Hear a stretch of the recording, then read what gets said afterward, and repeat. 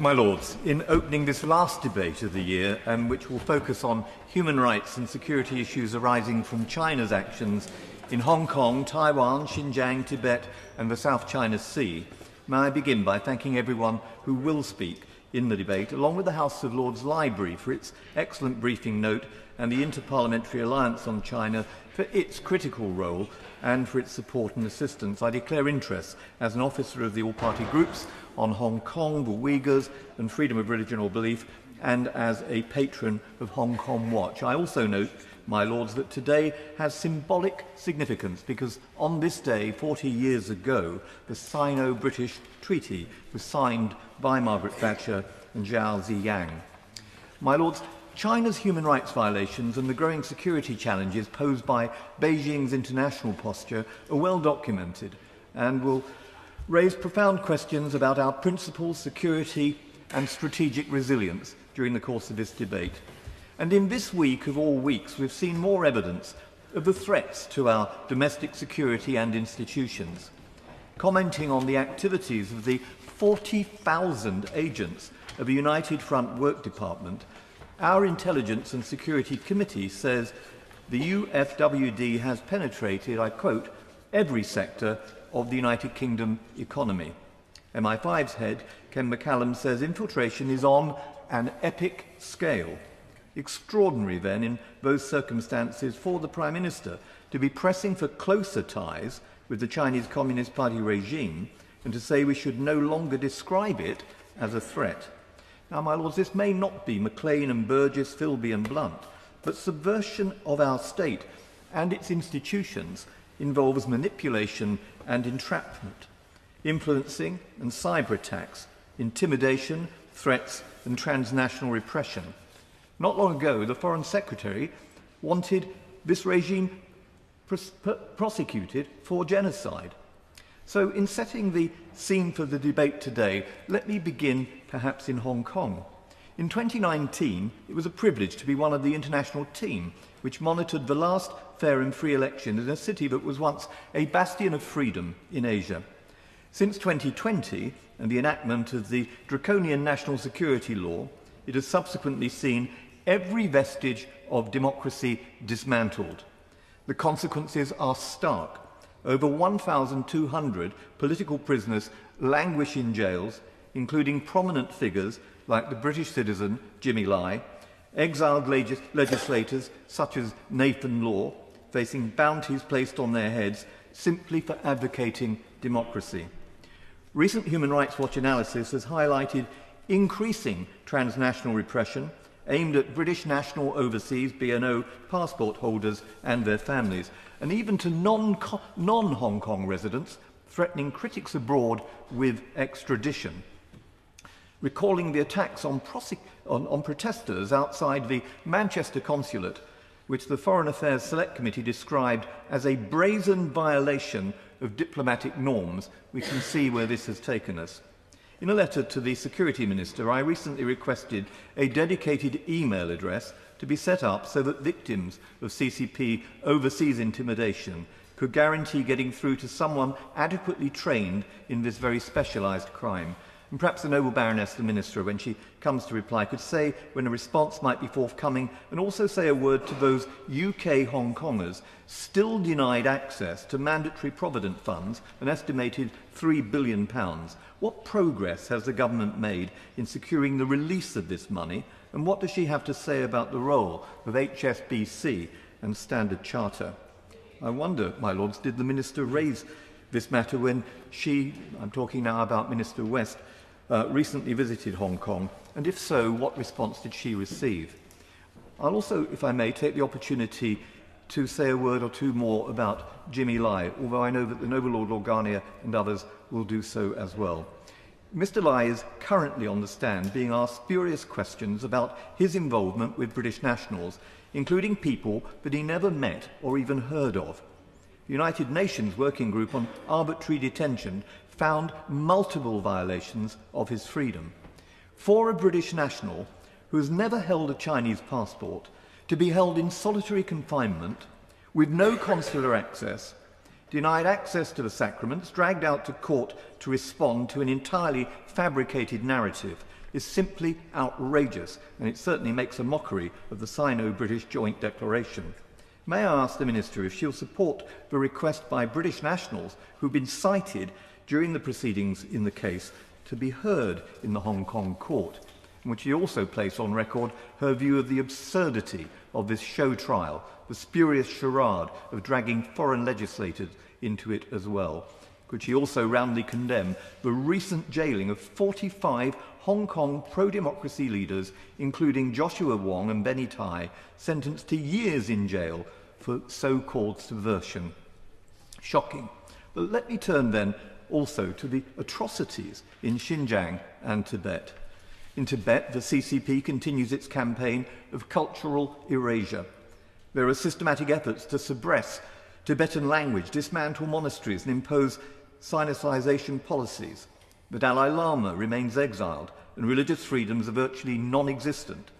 Freedom House has ranked Tibet amongst the least free regions in the world, highlighting the CCP's use of surveillance, mass arrests and propaganda to suppress Tibetan identity. Tibet's plight and world silence is mirrored by the persecution of China's religious believers, people like the young woman Zhang Zan, a journalist jailed in Wuhan for seeking the truth about the origins of COVID. And note the atrocities against Falun Gong practitioners and the industrial-scale repression of Uyghur Muslims in Xinjiang. Over 1 million have been detained in camps, subjected to forced labour, indoctrinization, even sterilisation. The United Nations Human Rights Office has described potential crimes against humanity, while the House of Commons, together with 11 other global parliaments and the United States government, called it by its proper name, genocide. And by virtue of the CCP's intentional aim to prevent births of Uyghurs through forced sterilisation, it certainly meets the criteria set out in the 1948 Convention on the Crime of Genocide. Canada has just sanctioned Cheng Guangzhou and Erkin Tuniaz, two key officials responsible for Xinjiang atrocities. The UK failed to do so in 2021, and I wonder if we'll do so now. And what about Uyghur forced labour embedded in global supply chains? The House will have seen reports about this in the Financial Times and on BBC Panorama. I've been raising this during the proceedings on the energy bill, and we'll have more to say in due course about it. But I name again Canadian Solar, a huge beneficiary, and ask how precisely does the government intend to root out slavery in the renewable industry? Will she take this opportunity to reiterate the business secretary's clear statement that he, his words, absolutely expects there to be no slavery in any part of the supply chain? How is that commitment going to be honoured?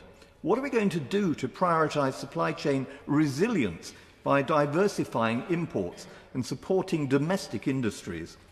And my lords, in the light of breaches of the 2015 Modern Slavery Act and the Proceeds of Crime Act, I'm glad that the Joint Committee on Human Rights will make this the subject of an in-depth inquiry in the new year. And I wonder, to help that inquiry, if a noble Baroness, the Minister, will ask for an audit of dependency on authoritarian regimes across UK critical infrastructure. Can she update the House on whether Project Defend, which was supposed to build UK resilience, has been entirely dropped?